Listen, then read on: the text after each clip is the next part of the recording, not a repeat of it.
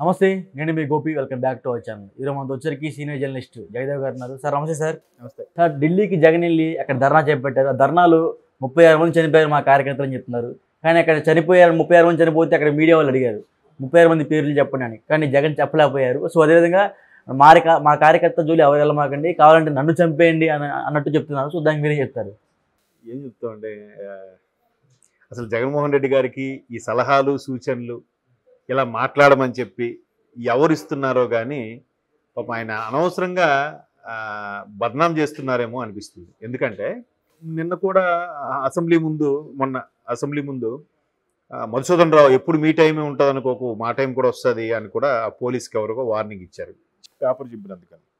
తీరా మూలాలకు వెళ్తే అక్కడ మధుసూదన్ రావు పోలీస్ ఆఫీసర్ ఎవరు లేరు, సుధాకర్ అంట పోలీస్ ఆఫీసర్ పేరు. సో సుధాకర్ పోతే మధుసూదన్ రావు ఉన్నారు అని ఎట్లా ఉందని చెప్పేసిన తర్వాత జస్ట్ సెకండ్స్లో ఒక 5-10 సెకండ్స్లో పక్క వాళ్ళకి పేపర్ ఇచ్చి అలా వెళ్ళిపోయారు. అంటే చూసారా సినిమాల్లో యాక్షన్ మధుసూదన్ రావు ఇప్పుడు నాటు కట్ ఓకే ఓకే చప్పట్లో అక్కడికి సీన్ అయిపోద్ది కదా, అలా చెప్పారని ఆల్రెడీ ట్రోల్స్ స్టార్ట్ అయ్యి మీరు చూసారో లేదు. ఒక ఫేమస్ యూట్యూబరు క్లియర్గా అది పెట్టాడు ఆయన. ఇది ఒకసారి చూడండి ఎంతగా కామెడీగా ఉందో, జగనన్న ఎంత బాగా కామెడీ చేశాడు అన్నట్టుగా పెట్టారు. నిజంగానే అది అలా కాసేపు ప్లే అయితే వెంటనే పక్క వాళ్ళ పేపర్ ఇచ్చి వెళ్ళిపోయాడు అంతే. ఆయన జనరల్గా ఏముంటుంది, తమాషా చేస్తున్నావా, నాటకం ఆడుతాం, ఎందుకు చేస్తున్నాం, మేము చూస్తాం మేము అన్నట్టుగా ఏదో మాట్లాడు, అదేం లేదు. ఆ ఒక్క డైలాగ్ చెప్పారు వెంటనే కట్.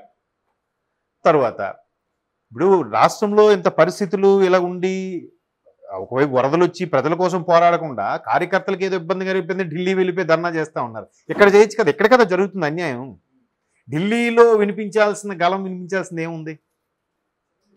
లేదా ఇక్కడ గవర్నర్కి వినతిపత్రం సమర్పించండి. ఇక్కడ గవర్నర్ పట్టించుకోకపోతే కదా మీరు రాష్ట్రపతి దగ్గరికి వెళ్ళాలి. గవర్నర్కి ఏమైనా వినతిపత్రం ఇచ్చారా? లేదు. తర్వాత నిన్న కూడా నేషనల్ మీడియాలో ఒకళ్ళు రిపోర్టర్ అడిగారు ఏమని, సార్ మీరు 40 రోజులు అయ్యింది, మీరు ఎట్లా అరాచకాలు కూటమి ప్రభుత్వం ఇబ్బంది పెడుతుందని అంటున్నారు, మరి గత 5 ఏళ్ళలో చాలా జరిగాయి కదా సార్, చాలామంది ఇదైపోయారు, చనిపోయారు కూడా, మరి అప్పుడు మీరు ఏమైనా యాక్షన్ తీసుకున్నారో దాని గురించి ఏం మాట్లాడాలంటే వెంటనే అక్కడ నుంచి వెళ్ళిపోయారంట. నిన్న ఎవరో మిత్రుడు చెప్తుంది, నేను ఆ వీడియో చూడలేదు, బట్ నేషనల్ మీడియాలో కూడా మాట్లాడదాం అనుకుని వెళ్ళారట. అదొకటి. తర్వాత హోంమంత్రి అనిత గారు మొన్న అసెంబ్లీలో ఒక స్టేట్మెంట్ ఇచ్చారు. అధ్యక్ష, ఉత్తరాంధ్రలో ఒక సామెత ఉంటుంది, మొగుడు కొట్టి మొగసాడి ఎక్కింది అని ఒక సామెత ఉంటుంది. అంటే దాని అర్థం ఏంటంటే మొగుడిని కొట్టి తిరిగి అలిగిందంట భార్య. ఆయన మొగుడిని కొట్టేసి భార్య తిరిగి అలిగింది, తప్పి దీన్ని ఉంచుకోండి కూడా. అలాగా ఈయనకి ప్రభుత్వంలో చాలా దారుణాలు జరిగాయి, చాలామంది దళితులు కూడా ఓచుకోత కోయబడ్డారు, ఎంత జరిగినా కూడా మళ్ళీ సీరియస్గా అక్కడికి వెళ్ళి ఇదే మా కార్యకర్తలకి ఇదైపోతుంది అదైపోతుంది అని అంటున్నారు. ఏం చేయాలి అధ్యక్ష, ఏం మాట్లాడదు ఇలాంటి వాళ్ళ కోసమని. ఇవన్నీ పక్కన పెడితే మీరు అన్నారే 36 మంది ఓచుకోత కోయబడ్డారు ఏంటి నెల రోజుల్లోనే. వాళ్ళ పేర్లు ఏమనంటే పేర్లు చెప్పలేకపోయారు అన్నారు. మేబీ చెప్పలేకపోవచ్చు, ఎందుకంటే ఆయన ఓడిపోయిన రోజు కూడా ప్రజలు మనకి వాళ్ళ ఆప్యాయతలు ఏమయ్యాయి అంటే ఇండైరెక్ట్గా వాళ్ళు నన్ను మోసం చేశారనే అర్థం వచ్చేలాగా వాళ్ళకి ఎంత బాగా చూసుకున్నాం, ఇన్ని చేసాం, వాళ్ళ ఆదరాభిమానాలు ఆప్యాయతలు ఏమయ్యాయో. ఎనీహౌ పేపర్ చూసి చంద్రబాబు నాయుడు గారికి పవన్ కళ్యాణ్ గారికి శుభాకాంక్షలు చెప్పినట్టున్నారు. అది కూడా పేపర్ చూసి చెప్పారు. మరి అట్లా చిన్న చిన్న స్టేట్మెంట్లు కూడా పేపర్ చూసి చెప్తే 36 మంది పేర్లు ఎక్కడ గుర్తుంటాయి చెప్పండి ఎవరికైనా? అంటే గుర్తుంటాయా లేకపోతే జరగలేదా? మంచి క్వశ్చన్. ఎప్పుడు జరిగింది చెప్పండి పోనీ. మొత్తం మీద సంవత్సరంలో 36 మంది చంపేశారు అర్థం ఉంది. సంవత్సరం కాదు 3 నెలలు. ఓకే, సంవత్సరంలో చంపేశారు ఓకే, లేదా ఒక 6 నెలలు ఓకే, నెలన్నర కూడా అవ్వలేదు, ఇంకా 40 రోజులే అంత అయింది ప్రమాణ స్వీకారం చేసి. మేబీ వాళ్ళు కౌంటింగ్ నుంచి లెక్కేసుకున్నారేమో.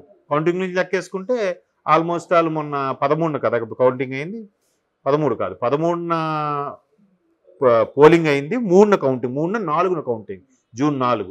సో జూలై 4 నెల, రేపు ఆగస్టు 4 2 నెలలు అవబోతుంది, అంటే నెల 20 రోజులు ఎంత అయింది. సో ఎంత జరిగిపోతుంది, అంత జరిగిపోతుందంటే వివేకానంద రెడ్డి రాజశేఖర రెడ్డి గారి తమ్ముడు, కాంగ్రెస్లో మాజీ మంత్రి, ఒక స్టేచరు ఒక రేంజ్ ఉన్న పర్సన్నే హత్యగా ఉంచబడ్డాడు. దాని గురించి ఎంత లెక్క తేలేదు ఇంతవరకు, అవునా? మరి దాన్ని ఎవరు ఏం మాట్లాడతారు? పోనీ చంద్రబాబు నాయుడు గారు ముఖ్యమంత్రిగా ఉన్నప్పుడే వివేకానంద రెడ్డి గారు హత్య గావించబడ్డారు అనుకోండి అదే జరిగింది. ఆల్మోస్ట్ వాళ్ళు 18 ఆగస్టులో ఇప్పుడు చనిపోయారు అనుకుంటా కదా ఆయన. అప్పటికి ఆయన గవర్నమెంటే ఉంది. సో అక్కడికి ఒక 6 నెలలు 8 నెలల తర్వాత వీళ్ళ గవర్నమెంట్ వచ్చింది. మరి అప్పటి నుంచి ఏం చేశారు? వివేకానంద రెడ్డిని స్వయాన పినతండ్రి, ఒకే వంశము, ఒకే బ్లడ్, ఇంతవరకు ఎవరు నిందితులుగా ఎవరెవరి పేర్లో వినిపిస్తున్నాయి. ఎందుకు వాళ్ళ మీద చర్య తీసుకోవట్లేదు? మరోవైపు వివేకానంద రెడ్డి గారు అమ్మాయి డాక్టర్ గారు, ఆవిడ పేరు ఆవిడైతే సునీత గారు, డాక్టర్ సునీత గారు, ఆవిడ కొంగు పట్టుకోవడం అర్థిస్తుందే, నా తండ్రిని చెప్పినోడికి ఏదో ఒకటి చెయ్యండి, ఏంటి మీరు వెంట పెట్టుకుని తిరుగుతున్నారా, లేదు నిజంగా వాళ్ళు తప్పు చేయకపోతే లేకపోతే తప్పు చేసినట్టు నాన్ని శిక్షించండి అని అంటుంది. దాని మీద ఏం లేదేంటి? నిన్న దస్తగిరిని కూడా ఆ కేసుని తప్పించేశారు. ఎందుకు ఎప్రూవ్గా మారాడు కాబట్టి. సో ఇన్ని జరుగుతుంటే ఛార్జ్ షీట్లో కూడా ఫైల్ దాఖలు చేసి ఉంటే వాటి గురించి మాట్లాడకుండా 36 మంది చనిపోయారంటారు. ఏంటి అసలు కల్పితమా నిజమా? మరి డాక్టర్ సుధాకరు, ఆ డ్రైవర్ ఒకరు, ఒక 9th క్లాస్ చదువుతున్న అబ్బాయి, అవునా, ఎంతమంది ఎలా హత్య గావించబడ్డారు, ఎలా చనిపోయారు? పాపం ఆవిడ కోడికత్తి సీనే. పోనీ నిజంగా ఆయన మర్డర్ అటెంప్ట్ చేస్తే ఆయనకు శిక్ష అయిన పడాలి, లేదా బయటకు రావాలి. ఏమీ లేదు. మొన్న ఎలక్షన్ ముందు బయటకు వచ్చాడు 5 నెలలు శిక్ష అనుభవించేశాక. ఒకవేళ శిక్ష పడిన ఇంకేం పడదు ఆయనకి. ఏది ప్రూఫ్ ఏది? ఇప్పుడు ఆయన ఎవరు ఉసుగొలిపారు? పవర్ఫుల్ కదా పోలీసులు, సిఐడి వీళ్ళందరూ కూడా. వాడు ఎవరు ఉసుగొలిపారు అనేది చెప్పలేరా? వాడు ఆ కత్తి దూయడానికి, జగన్మోహన్ రెడ్డి గారి మీద కత్తి దూయడానికి వాడికి ఎంత ధైర్యం? వాడు వెనక ఎవరున్నారంటే మళ్ళీ వీళ్ళే ఉంటారు. అందుకే ఎవడు బయటకు ఓపెన్ పెట్టలేదు. మరి ఏంటి అది డ్రామా అంటే? నేను అనేది కాదు, చాలామంది బయట జరుగుతున్నప్పుడు ఏమండి ఇట్లా జరుగుతుంది కదా అంటే బహుశా వీళ్ళే చేయించారా, అందుకే ఇలా అంటున్నారా, అందుకే ఎవరు మాట్లాడలేదా, లేదా వివేకానంద రెడ్డి విషయంలో కూడా నిజంగా ఎవరైతే ఆరోపణలు ఎదుర్కొంటున్నారో వాళ్ళు నిజమేనా, ఇవన్నీ అడుగుతున్నారు. ఇవన్నీ పక్కన పెట్టేసి మళ్ళీ ఏదో రాష్ట్రంలో కార్యకర్తలు జరిగిపోతుంది, నా ప్రాణం వడ్డేస్తానని అంటున్నారు కదా. ఆయన ప్రాణం వడ్డేసే వ్యక్తి ఏదో రాష్ట్రంలో ఉండాలి కానీ అక్కడికి వెళ్ళి ఎలా ప్రాణం వడ్డేస్తాడు ఆయన? చిన్న లాజిక్కే కదా. ఇక్కడ కదా జరుగుతుందని అనుకుందాం కాసేపు. ఇంకోటి, ఇవాళ పవన్ కళ్యాణ్ గారు కూడా అదే చెప్పారు, తప్పు చేసినోడు శిక్ష అనుభవించాలి.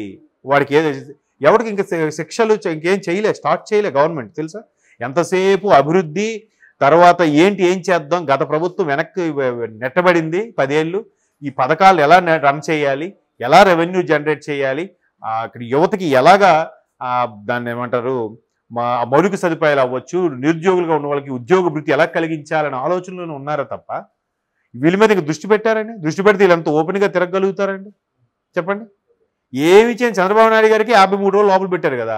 వీళ్ళు ఇవన్నీ తీస్తే ఎవడు 53 రోజులు కాదు, 5003 రోజులు కూడా బయటకు రారు. అన్నేళ్ళు అయిపోయినాయి. ఓకే. సో కాబట్టి అందరూ చూస్తారు, అందరికీ అర్థమవుతుందండి. ప్రజలు ఏం అమాయకులు కాదు. మొన్న రిజల్ట్ చూసాంగా, బయటపడకపోయినా అరే మనకెందుకు అనుకున్నా లోపల మాత్రం వాడికి ఒక ఫీలింగ్ ఉంటుంది, అబ్బాయి ఎవడు పెర్ఫామ్ చేస్తున్నాడు, ఎవడు యాక్ట్ చేస్తున్నాడని. నమ్మేస్తారని అనుకోవడం భ్రమ. Okay sir, thank you.